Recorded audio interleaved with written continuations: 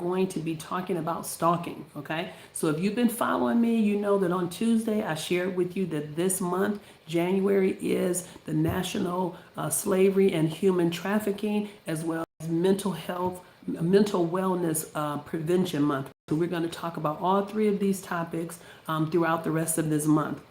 So today we're going to touch on stalking.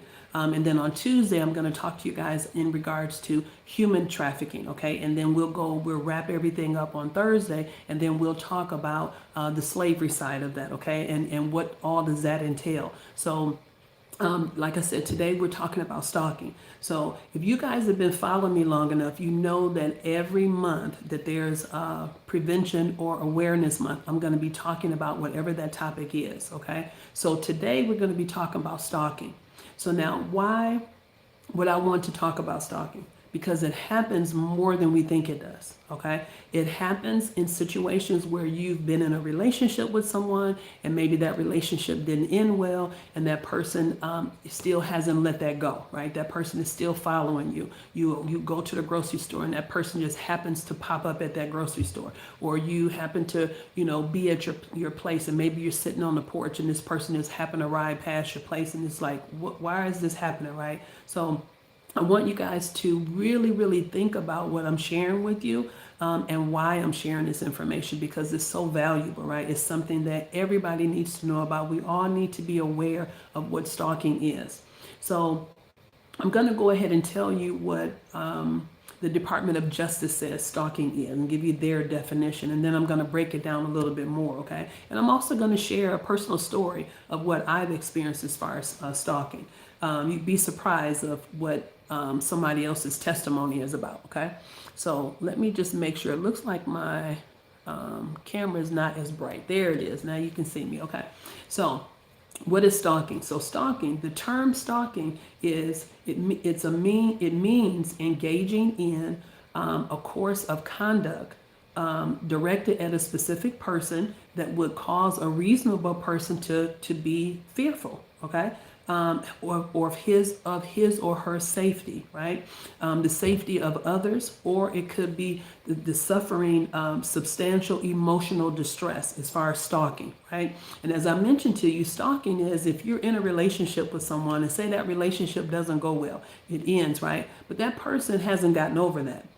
They're still calling you, they're still texting you, they're still wanting to be in contact with you, and you're steady telling them no, or maybe you're just not responding to the phone calls or to the text messages, and then that person begins to start following you, right? So you're at work, just say you happen to work with that person, they always want to come by your area. Maybe they're leaving little trinkets, little gifts or something, right? Or maybe they're leaving a message or something, at your desk. That's stalking, because it's unwanted behaviors that this person is doing, unwanted advances that this person is doing, right? So you're concerned about your safety. So when you're at work, you should be able to go to work, right? And do the things you need to do. But if you happen to be in a relationship with was in a relationship and that person worked together, this is what that person is doing. They're stalking you, okay? They may even walk past you and touch you, right? That's considered sexual harassment, or that's assault, right? For that person to come by and put their hands on you because it's unwanted advances that this person is doing, right? So you're sitting back saying, well, why is this person still doing this? And maybe in the beginning you might be taking it like, I'm just not even going to respond. Maybe if I don't, this person will just leave me alone.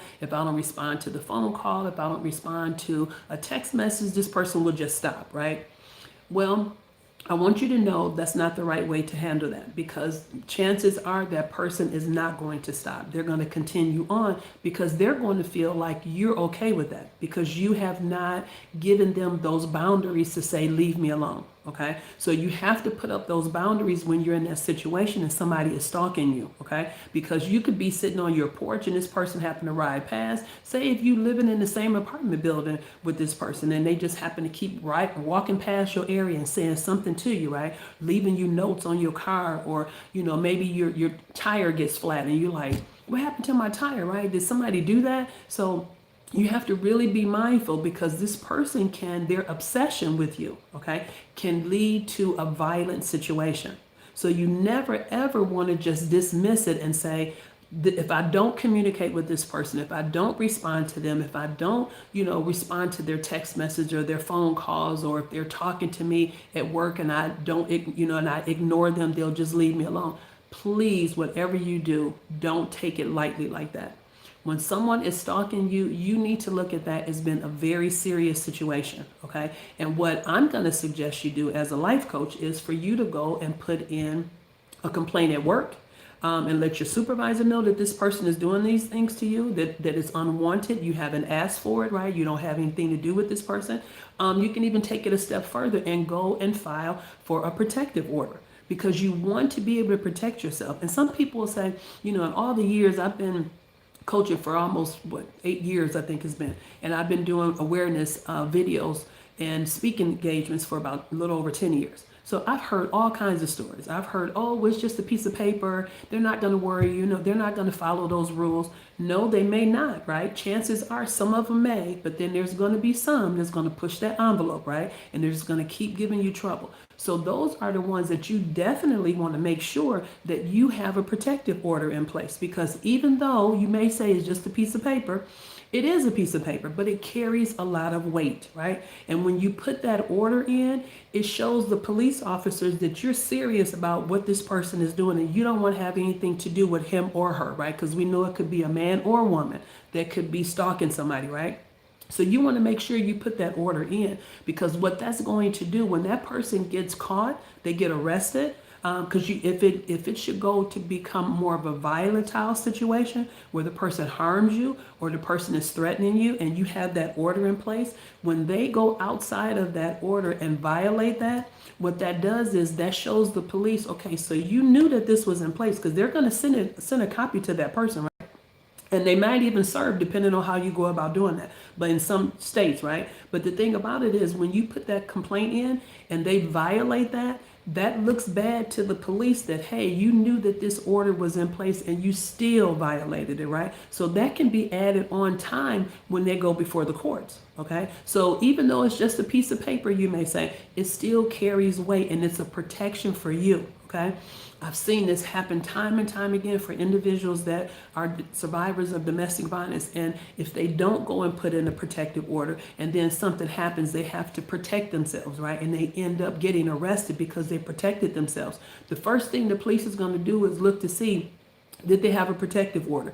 Was there any complaints to the police department, right? And if they say nope, there was no complaints to the police officer, to the police station at that time in that area, there was no protective order in place. So it's going to be more challenging for that victim to show proof that this person has been abusive to them, that they have been stalking this individual, they've been volatile to that person. So it does carry weight. So make sure that if you are in a DV situation, that you go and you put in a protective order on that person, okay? Even though it may only be for a year, it just kind of depends on what state you live in. It could be a year, it could be a couple years. Go and put it in, because it would definitely help you, okay?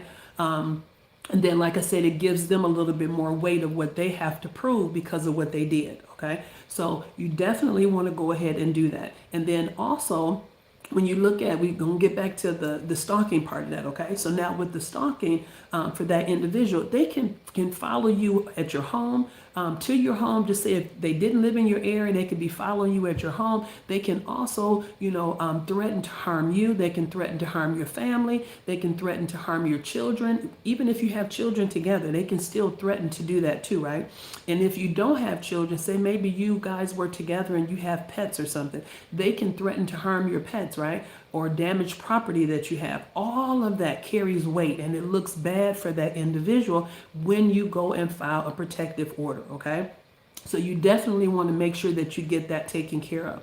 Now, what I'm going to suggest, that when you go and do this protective order, put all the information on there that you need to put on to show proof of what this person has done. If they've left you any type of trinkets, any kind of gifts, any kind of messages, keep all of that, right? Your text messages, if they send an email to you, if they text you, keep all of that. If they write you a message, write all of that down. Keep all of that. Don't write it down, but keep it. And still write it down when you do your protective order, right? But keep all of the proof that you have that this person is actually stalking you, okay? because that's what will help to build up your case, okay? And I can remember when I was in school and my mom would say, the kids are acting up in school, and she would say, the teachers are just writing, just documenting, right? They're documenting all of this, and they're just going to paper whip the children. That's what my mom would call it. And I was like, well, what does that mean? And she says, well, they're just taking notes of everything the children are doing in class when they're being disruptive, right? And then they're just going to turn that into the principal.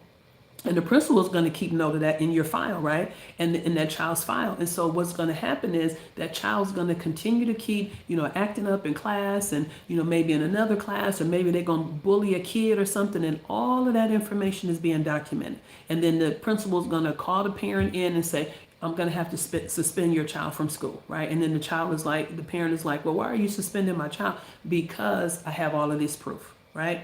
So that's why I said it's important to document, okay? You really, really want to do that. It's so important to document any kind of interaction that you have with someone that is stalking you, okay? Because that is not a healthy thing. And like I said, please don't just dismiss it and say it's not that important, okay? So now I'm going to share a personal story with you of me that I experienced being stalked. And so this is not something that, I would have expected to happen, but it did happen. So this was years ago.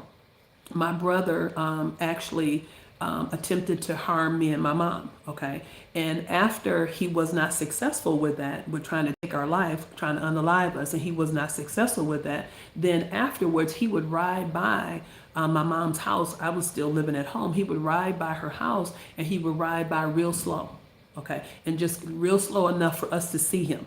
Okay, and then he did this for months, that he would do this, right? And that was like trying to put fear and put intimidation into us, right, to make us feel uncomfortable and not safe in our own home, right?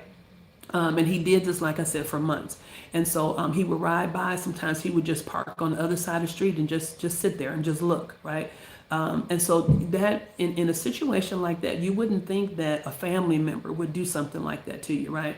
But that's what happened. And it makes you so uncomfortable. It makes you feel like you can't be safe in your own home. You're fearful of going out. You're fearful of going out so late at night. So you want to make sure that you're at home at an early time, so that you don't have to worry about something happened to you, right? And you just keep that fear in your mind, and then and it gets into your heart, and you're just like, wow, well, you may even feel like somebody's following you. And if you're walking down the street, or you're coming in, from work or something, and you kind of jumpy because you're like, well, is he still out there? Did I see his car? You pulling up, and you're like, is his car out there, right?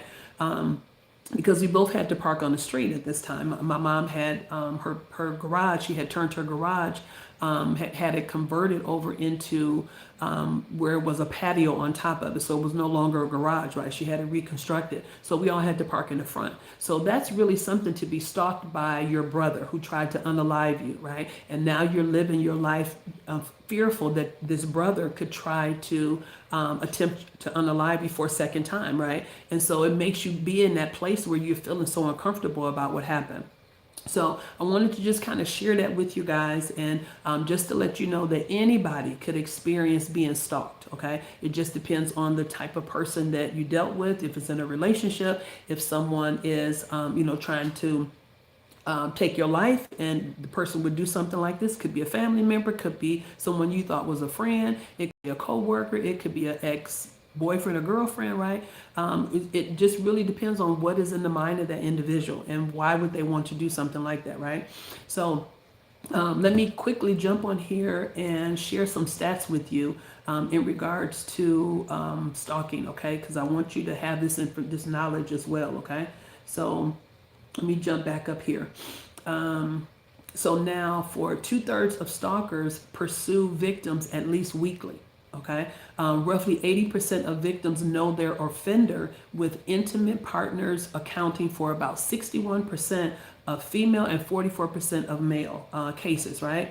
So 78% of stalkers use multiple approaches, which is what I had named before, as far as they're using a weapon. They can be threatening your life. They'll threaten to harm somebody in your life, right? To get you to succumb to what they want you to do, to get back into their life, right? to be back in a relationship with them. So you want to be mindful of that too, of the type of people that you're meeting. And when you feel that that relationship is unhealthy, leaving from that relationship, at the first couple signs that you see that this is not a healthy relationship, okay? You see where this person seems to be obsessed with you. That's not a healthy relationship. So you want to definitely be mindful, have some boundaries and put those boundaries in place, right, in order to protect you. So now I've shared some great valuable information with you on today. I'm going to ask you, please, if you're not a subscriber to my channel, please subscribe to the channel so that way I can share more information. I have books that I've written. I'd like to add those books onto my page as well, but I need to build up my subscribers. So if you can go ahead and subscribe to the channel so that way you'll get notification when I do go live, you'll be able to get the great information. So keep in mind, on Tuesday, we're going to talk about human trafficking, okay? And then on the following Thursday, we're going to talk about in terms of the slavery side of that, okay? And it's just like, what is the national slavery and human trafficking side of that? What does all of that entail? So we're going to talk about that in these next two videos, okay? So with that being said, guys, it's been great talking to you. I greatly appreciate you joining in and your time. And with that being said, I will share with you guys, see you guys again on Tuesday, right? And we'll talk a little bit more in depth. If you have any questions, please put them into the feed of the video. Please like the video as well. That will help keep my video live and moving so other people can see this video as well and to get this information, okay? So with that being said, guys, I will see you when you got it on next Tuesday. Until then, have a great night. Bye-bye.